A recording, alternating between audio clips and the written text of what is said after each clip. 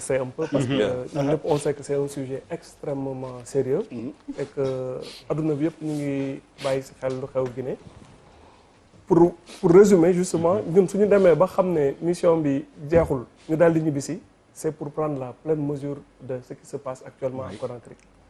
xam nga man bi may dem mission dama woote foofu jour bu ñu war a décoller ñi ma xam ñëpp dañ ne ma bul jël avion. situation bi nekk fii nii boobu on venait de parler de l'attaque du camp de Kindia. avec la mort du colonel Condé. ñu ne Kaloum dañ ko tëj kenn du dugg kenn du génn. pour faire le boulot da ngay dem rek wakilu nga xam ne suñu borom moom moo la yor du leneen du affaire de boy jagsaaw du affaire de fit du leneen. c'est le métier qui le demande. c'est le métier qui le demande da ngay témoigner et puis j'ai toujours pensé que toog ci plateau télévision ngay analyser ñu naan la plus ou moins spécialiste nga ay mbir fekk tu n'es jamais sur le terrain c'est pas crédible. Et que TFM dafa am sas la boo xam ne Sénégal bi yëpp reconnaître nañu ko quand même ça fait depuis la création de TFM lépp lu xew ci sous-région bi dinañ fexe am ku dem malgré les risques parce que contrat moral la bu ñu am ak public bi donc du am lu fit du gëreelu du dara dañuy dem rek dénk suñu bopp borom bi di ko dollee ko ay ñaan parce que ay doomu jullit lañu voilà avec tous les risques possibles. Pour Conakry, c'était la même chose. Donc on est parti déjà en situation de danger parce que Kaloum dañ ko tëjoon gars yi ragaloon xamuñu ndax coup d'état la règlement de compte entre militaires et cetera. Yàlla def bi ñu ñëwee on a trouvé la tension mais jot nañ def suñu liggéey ci jàmm jot nañ dem ci état-major politique yi te dem nañ sax ci quartier yu gën a compliqué yi. yoo xam ne dinañ ci ñëwaat ci kanam mooy les quartiers de l'axe. bi ñu toogee mission da ngay évaluer le risque ngay laajte di xool du bal bu njëkk takk rek nga ne da ngay takk sa bagage di nga xool fan ngay dëkk fan nga war a dem en calculant bi ñu demee ba toog ba xool situation bi nu mu mel nu dëkk bi di tàkkee moi je devais rentrer le vendredi c'était la fin officielle de ma mission non non mardi laa waroon ñibbisi man maa prolongé sama mission man maa woo télé bi ne leen dañu prolongé mission bi. on m'avait envoyé pour 5 jours. donc xam naa su doon buuba la su defee 24 heures fekk ñibbisi na. bref waaw après comme on devait rentrer le vendredi après évaluation du risque on s'est dit que nañu ñibbisi ba pare on avait des problèmes avec les tests Covid. fekk le gouvernement du Sénégal par la voix de l'autorité ministre Diouf Sarr que je remercie au passage su doon woon Abdoulaye Diouf Sarr dañu ñibbisi. il a été extrêmement diligent. parce qu'on est rentré dans des conditions compliquées moom moo ñu defal autorisation d'embarquer avec Air Sénégal su ko bindul woon instant yi ba léegi même suñu bëggee ñibbisi duñu ñibbisi donc yàlla def man ak samay naataango yu fi nekkoon ñu ñibbisi donc pour loolu c'était juste pour préciser conditions voyage bi contexte bi mais ñëwaat ci digg bi Conakry jàmm yow fa la situation est extrêmement grave et man su ma doon résumer dama naan le pays est à 2 doigts de la guerre civile et je pèse bien mes mots te Guinée dafa nekk dëkk boo xam ne juróom-benn dëkk ñoo ko wër si juróom-benn dëkk yu wër Guinée yi ñëpp am nañ guerre ba mu des Sénégal la Guinée est frontalière de la Sierra Leone du Libéria de la Côte d'Ivoire de la Guinée-Bissau et du Mali juróomi dëkk yooyu yëpp am nañ guerre pour dire que lu fa xew du caaxaan et que si la Guinée explose mais conséquences yi c'est extraordinaire. pour la sous-région yëpp oui. c'est tellement grave que man ñu ma xam dans les 2 camps dans aussi bien camp wu Alpha Condé que camp wu Cellou Dalein Diallo des gens yoo xam ne d'habitude ils xam nga depuis presque 10 ans ñu ngi vivre sous tension day am tout le temps ay période d'accalmie c'est-à-dire que dañ ko dëkkaale ay mort ay répression dañuy dem ba intégrer risque bi mais pour la première fois laa gis ñoo xam ne ñu mën naan saway lii xamatuñu lan la wala xamatuñ fu ñu dem wala tout peut arriver y a un manque de lisibilité sur le futur du pays fan la dëkk bi jëm amul kenn koo xam ne su waxee ak aqulaay taalaam xam na tey nan la Guinée di mujjee lépp mun na fa am kenn ñaanu ko yàlla nag parce que non seulement c'est des voisins mais ay africains lañ comme ñun kenn mënul souhaiter Guinée exploser. Donc l'environnement est tellement instable et guerre civile yooyu ma la doon wax ay Libéria ak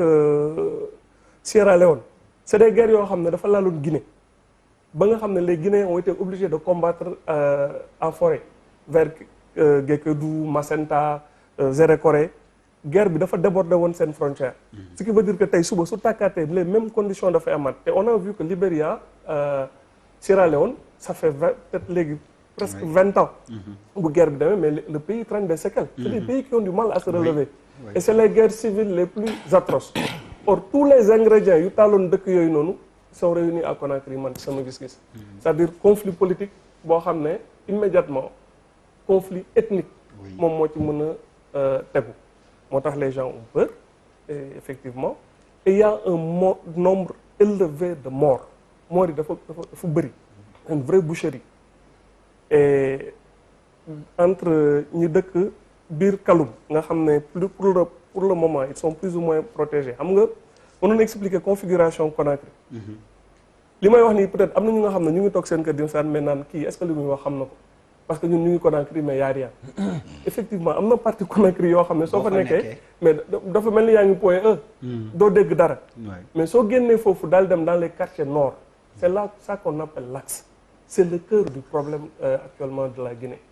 l'axe c'est Bambeto c'est Kossa c'est Hamdalay c'est Wandindra c'est Kabele c'est des quartiers yoo xam ne ay immigrés yu jóge woon ci dëkk taax yi ñoom kaw yi ñoo ñëwoon dëkk foofu c'est une surconcentration de misère de quartiers pauvres am na ñu ci tane tout n'est pas homogène mais ñooñu dans l'hypermajorité ñoom ñooy les partisans de Cellou Dalein Diallo et depuis que Alpha Condé a pris le pouvoir les jeunes de l'axe là continuent de payer un prix très cher chaque fois qu'il y a eu des problèmes ñoom ñooy dee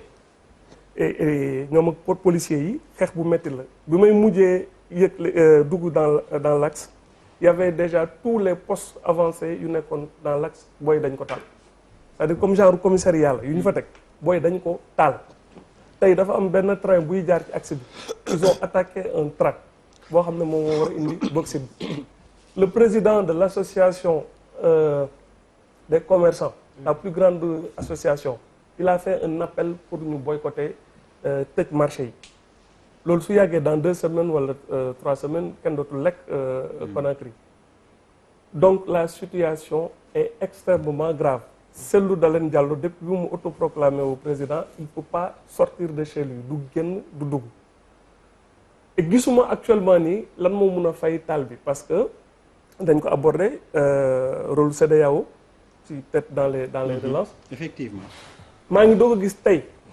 communauté internationale bi commencé xaw a prendre en compte la mesure du danger parce que le sous-secrétaire d'État adjoint américain a lancé un communiqué pour condamner les violences Jerry Rawlings ancien président du Ghana dont la voix compte condamné na ko la procureure de la CPI Fatou Bensouda mu ngi menacer les forces de sécurité yi nga xam ne dañuy impliqué ci ay tueries il y aura des poursuites pour la CPI en Europe am na ay eurodéputés yoo xam ne ils commencent à bouger Mélenchon a fait une sortie pour mettre la pression sur Macron pour dire que ce qui se passe en Guinée mais ñëpp loolu interpellé il s'agit pas d'une histoire de Alpha Condé ou de Cellou Dalein Diallo ça dépasse leur personne c'est l'avenir de la sous-région qui est en jeu et man yàgg naa gis ay musuma gis lu gën a prévisible ni xam nga am na ay affaires yoo xam ne comme le printemps arabe mu bette ñëpp la bett les meilleures agences de renseignement du monde ceux qui font de la prospective les analystes ku la wax ne et les muxabaraat aussi service renseignement ku la wax ne mënoon na ko prévoir day wax lu ko neex le geste de Bouazizi la taal boppam après ça fait tomber autant de régimes arabes de manière directe ou indirecte kenn mënu ko woon prévoir mais Guinée ça fait 10 ans que ceux qui suivent ça xam nañ ne dafay exploser loolu moo ci dramatique en fait on voit les gens aller droit dans le mur et vers la guerre civile et amul affaire dafa mel ni guerre buy dafa klaxonné depuis 10 ans ça klaxonne mais maintenant mu ngi jël ampleur boo xam ne kenn xamul fu mu jëm y a des villes de l'intérieur yoo xam ne comme Mamou nga xam ne c'est un carrefour stratégique booy dañ ko bare dara du dugg dara du génn et am ay jeunes yoo xam ne dañu ne ñoom dee moo leen gënal li ñuy dundee Donc c'est un problème extrêmement sérieux, un problème politique, un problème qui pourrait avoir des problèmes à relance communautaire. Lu mu laal c'est un cocktail explosif. Donc ñun alerte lañu mën. li may wax nii voyage yooyu ñuy wax lenn la lay njëkk jàngal mooy humilité loo toog di wax am na ñoo xam ne ñu ngi toog seen salon di naan seen café ñoo la ko gën a xam. Nous on n'est pas des experts de quoi que ce soit. On n'est que des petits témoins da ngay dem reportage tu n'as pas toutes les données tu n'as pas le monopole de la vérité. Mais man lu ma gis Guinée. yëm na ma. alors Barka dinañ xóotal ni nga wax rôle CEDEAO ban taxawaay la ci Sénégal.